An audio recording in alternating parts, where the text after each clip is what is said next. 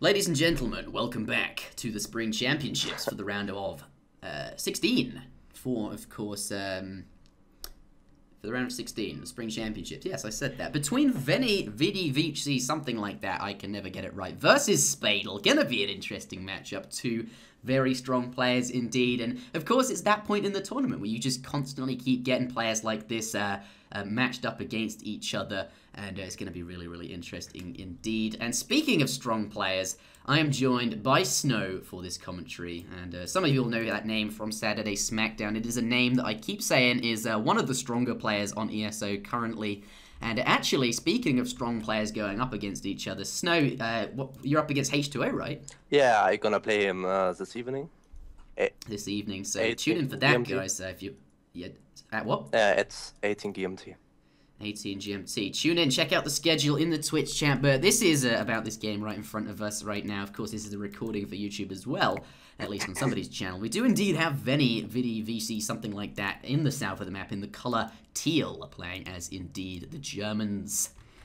Gonna be, I don't know what he started with, but certainly has not chosen to lay down a market or a trading post. Don't think he can afford to, because of course, only having the 100 wood most likely there. It's gonna make it kind of awkward, but we do have a 40 XP treasure up here. Not too bad at all. Green, on the other hand, in the north of the map, in the color of green. Wow, okay. Spadel playing as the Indians. I'm so good at this, right? Absolutely. But here, he's not built a house. Is it? No, he didn't have enough wood, because obviously the other player didn't. Ah, yeah, no, he's building. Oh, he's building a house there. I thought for a second we might have seen some crazy, interesting things out of Spadel, but that's not representative of his place, though. I think Spadel, very safe, knows what's good and what isn't, and I think the 10-10, as H2O said, is sort of fading out. People not doing that so much anymore. That aggressive age up with just 10 population because you don't build a house, just go up super fast and be super. It's not quite so good. This economic focus is perhaps a bit better, but wait, did we have some early plays that I missed? Did you see any treasure contentions? Just some little treasures, 40 EP, 40 wood, so nothing special, I would say. Yeah, nothing particularly interesting at this point in the game. Oh my god, TY, he is lag. What is lag? Something is lag, absolutely. But there's a big coin treasure here. This looks fairly interesting. See who's going to go for that. There is lag, apparently. I'm going to do a quick speed test to make sure this is not me. I highly doubt it is. Okay. But, yeah, what do you think of this matchup, though? You were talking about how we saw this earlier. Let's just talk about it in general, though, because I don't know if everyone watching the video knows which particular match you're talking about. But yeah, I've just India seen versus Germany. A nice matchup today from Blackstar against Spadel. And they also played exactly this matchup on Kamchatka. And Spadel just went for a Kanimata build, so he was very defensive. Started with some sepoys and then into some semi-fortress, and then he did some nice Mahout Sepoy build, which totally wiped the German army, because it's very hard to handle that. Yeah, can we avoid that word, by the way? But yes, so a little bit going on with the green. Certainly green taking some damage there. Spadel going to be going for his 85 coin, but taking the damage. And now, actually, the teal player has managed to take in the...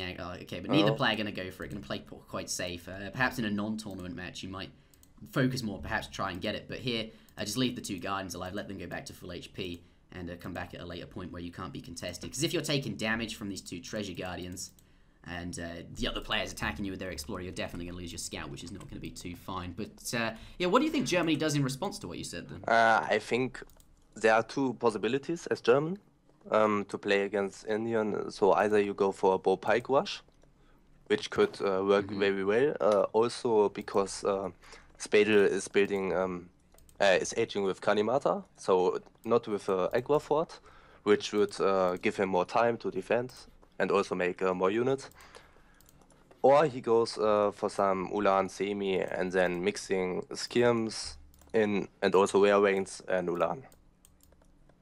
Do you want to tell us about the Kanimata? Obviously, everyone's very familiar with the Agua Fort. We see that quite a lot. But what does this one do? The Kanimata build gives so the settlers gathering resources a little bit faster, but just in the round of the area. In that particular radius, yeah. not very far. Obviously, in treaty games, you often see people building Yeah, and later. plantations around this thing, and you save it for the Imperial Age up, so the effect is better and bigger. But here, for our purposes in Supremacy, this is going to be quite nice. It's got quite a lot of resources in his base. It's going to be quite useful. Going to give him a nice boom, a nice timing. Nice timing. It's going to make all of his economy quite nice. And that you said Mahout, so clearly the Fortress Age is going to be something he's thinking about, right? Absolutely. So there is that. But we'll have to see what their first shipments are. As you say, crossbow pike. Oh, starting with the stable then. This looks to me like, obviously he's gone for that trading post during transition, collected the wood for that. Has he got a market? Yes, he built it on the front. I do like this placement from Venny. Of course, the market has a lot of hit points, 2,000 hit points for a 100 wood building. That is more hit points on average than any other building, except the consulate, I believe, which is now going down. No, that's a barracks, of course. He wouldn't be building that right now. But this is going to see any incoming raids on this herd, and it's going to be quite nice. But clearly quite indicative of his Fortress Age style. The trading post there. And the, of course, stable there, going to be making some Yolans. The 2 from the settler wagon shipment has just come out. It's going to be quite nice, of course. And the three settler wagons is insane, as I mentioned in several previous games. 3 settler wagons, 2 settler wagons. That's 10 villages. It gives Germany that really nice power spike in the next stage. Yeah, indeed. I still wondering if Vinny will go for a second TP. Yeah. By the way, was it? Did he start with a TP or did he build it while aging? I think He built that in transition. Yeah, he didn't start with any. Okay. He didn't build a market or a TP. I didn't think he had enough wood for that. But yeah, he got both the market and the TP during transition. But you like a second one? Yeah, it's pretty nice. When you go H3, and you can just. Yeah, I guess. I mean, when you do a semi-fortress, you want to be as fast as possible. So ship all the H3 units, 9 Ulan, 8 Skirms. The trading post guy, the explorer rather. He's waiting there. I think you've called it exactly. Wants to build that, collecting a bit of extra wood perhaps to get that down. Yeah, or he's waiting for the 700 wood. Oh, that's true actually. Yeah, I believe so. Definitely. You're right actually. We'll be seeing because he's not collecting any wood right now. But here are some Yolan raids coming in. A nice job with the Sepoy here deflecting these 2. But the other 3 also being deflected. I don't know if he necessarily got any kills. I didn't quite bother looking at the trading post, if I'm being honest. Oh, 700. Benny has paused. Gonna bring the results of my speed tester. I've got 10 ms ping, so I am not lagging in any way at all. Yeah. Am I dropping frames?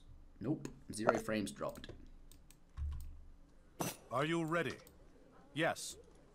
Alright, so perhaps he just had to, maybe knocked something over or off his desk. He's like, oh god, I've knocked my mouse mat off the table. Had to pick it back up or something. Of course, the nerves maybe getting to you. It is a tournament match, but waiting by that trading post here. Maybe he wants to get the age up in queue with the 700 coin, and then he'll collect a bit of extra wood for that trading post. But as Snow was saying, and you definitely, the trading post gives you so much XP, and as Germany, like, Yolans are so good. You get those for free with every shipment. And, of course, the insane shipments that you do get as, of course, Germany. Here, though, a little bit of an interesting fight going down here. Does lose one of the Yolans, but some nice micro there. Pulling one back, so that Sepoy is going to have to chase that particular Yolan and not do any damage, though fortunately Spadel quite good at that. Gonna take out a villager. Can he get it though? Gonna pop into the town centre. Very nice try.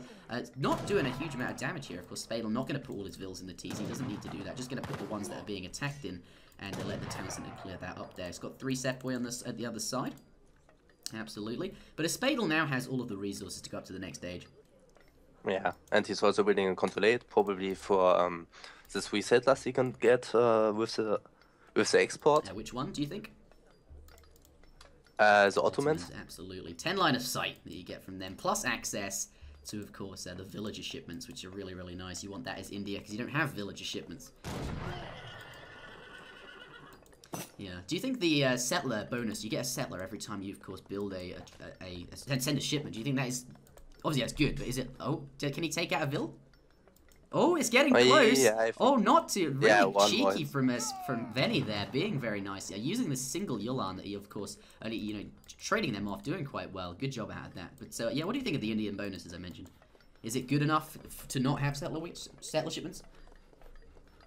Yeah, I think it's quite decent because they've also so strong units and you also get trickles. I think the economy is also very good. Yeah, especially the trickles, and the economy should be very enough. Yeah. They don't need more settler. They don't. perhaps be a bit strong then. But you still get the settlers from the Ottoman consulate, so like allying with them is, of course, really quite... Picking up another villager kill. Veni being super cheeky with this Yolan there. Really quite nice. And 2 more in the back. Just constantly, like... And like, really nice micro with these earlier as well. Yeah. But you have to be very careful when waiting with Ulan against Sepoys, because they are very, very strong in melee mode. They are. They have insane ×3 damage multipliers. It's true. But Spadel and, of course, Veni, both up to the Fortress Age now. Veni has sent that 700 wood. Thinks, well, obviously he's going to squeeze that in. He's got 2 extra trading posts, so why not? So many XP, and the 700 wood means he's not going to have to build, of course, any houses, because he's going to, well, he's going to build the houses. He doesn't have to collect for them, is what I'm saying here. It means that villagers can collect resources that they are more efficient at collecting, and of course that he is upgraded, no doubt. Let's take a look at the improvements here. Certainly, it has steel traps, and it has amalgamations. Fit that in with the 700 coins. Very nice German economy here, with, of course, all of those early settler wagon shipments, and has actually killed quite a few of the enemy villagers to make his economy, like, relatively better than his opponents as well. Very nice job. And yeah, he's upgraded. The point is, like, that wood's pretty good there. And we'll see the timing pressure come out of Veni pretty soon. Going to see lots of units coming down. Amongst those insane military shipments that you get. And all the free Yolans. You get 3 free Yolans with each shipment. These 2 trading posts are going to give him lots of shipments. And this insane economy from, of course, the 2 and 3 villages here. Germany, very strong when they hit up here. Do you think, is this a case of India going to have to weather the storm? So you what? Is India going to have to weather the storm? Going to have to deal with this incoming pressure? Is India going to be okay, do you think? Yeah, they will be pretty able to defend it. 2 Mahouts coming out, as you mentioned. Do you want to talk about this? Or whatever you feel like. Ah, yeah, he already got 2 Mahouts also. He has, yep. Those things. Pretty good. 400. I think when he expected that, that's why he started with 5 wagons and shipped 8 skirms. Definitely. So especially in general, you always want to you have units against everything. If you don't know what the opponent is doing, so either you keep scouting, so you exactly know it, or you go for all kind of units you can just do. So like skirms, Ulan, and wagons, because then you would be prepared against everything would come. Yeah. And yeah, now especially he goes for much wagons. Yeah, mass war wagons. Wow. And since he's waiting with this one Ulan, he sees the Mahouts right now. He knows exactly what he's up against. And maybe he's expecting him to go for more Mahouts also when he doesn't have the stable yet. Yep. But also Mahouts are very Urumis are very good against infantry, so you better don't go for too many skirms. Yeah. What are Urumis are light cavalry, or they're light infantry, so essentially cavalry, right?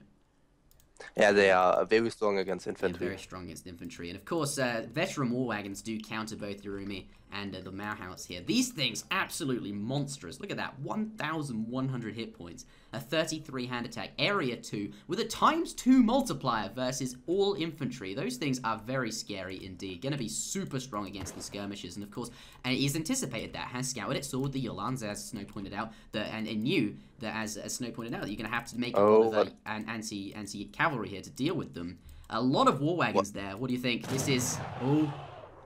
doesn't want to take it though. Going to try and get back. Skirmish is going to kite all day long. War wagons move quite slowly though, and they're not too good against Sepoy, which he has massed. Yeah, he should never stop hit him back. So just one with skirms, shoot back, shoot back. Yeah, he needs to do that there. I think he was just hoping to get that range advantage. He felt perhaps he was a little bit too close to the Sepoy to do that. But now that he's gotten away, he's got the range advantage, he's going to do that. But actually too far away, and you see Green is now going to walk back, and because he perhaps knows that he's now too far away from the skirmishers.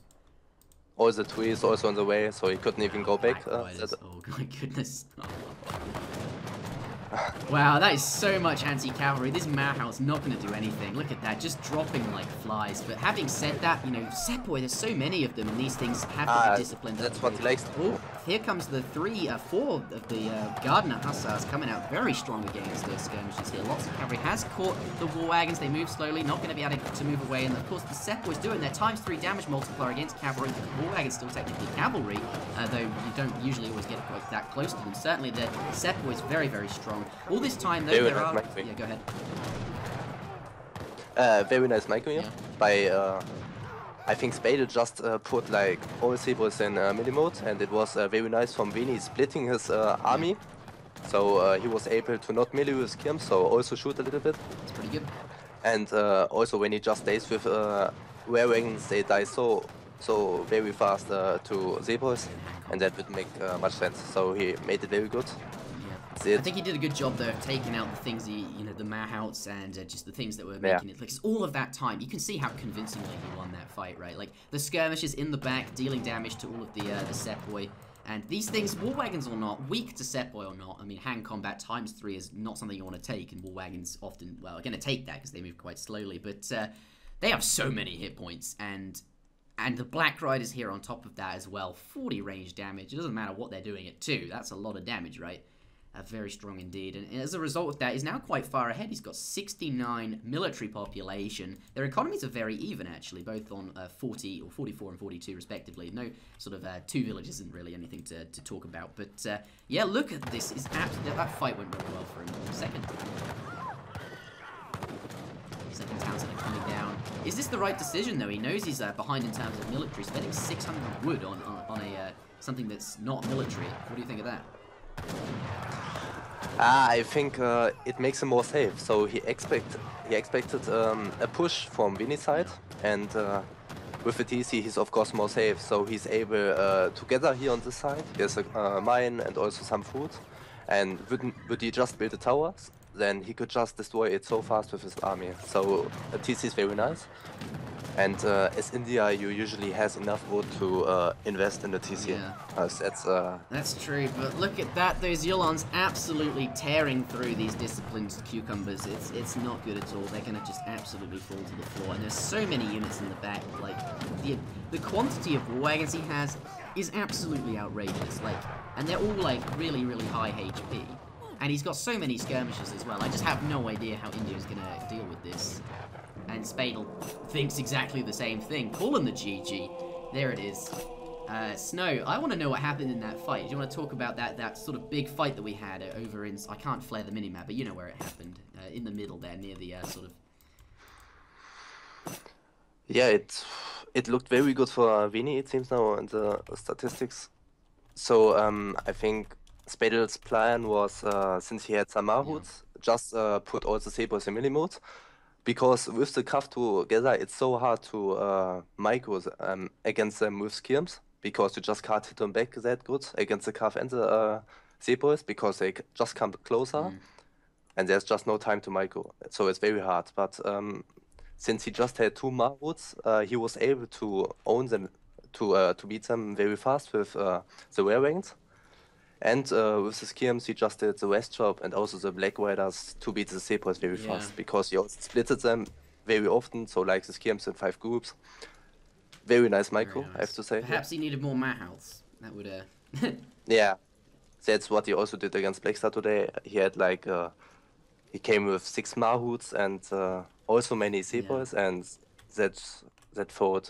that fight looked better. Yeah, perhaps if he'd pushed in as well before the Black Riders arrived. Like, those things are expensive, and they're hard to get out, because, of course, you have to collect the 1,000 coin for them. I don't know, maybe if he'd pushed sooner. What do you think of that? Yeah, it's always difficult to say. I don't know. Shall we head on out of this one? We've got another game coming up, and I think Spadel has limited time. I just remembered. So let's head on out of this one. Yeah. Thank you very much for watching this, though. We do have more games coming up. Don't go anywhere.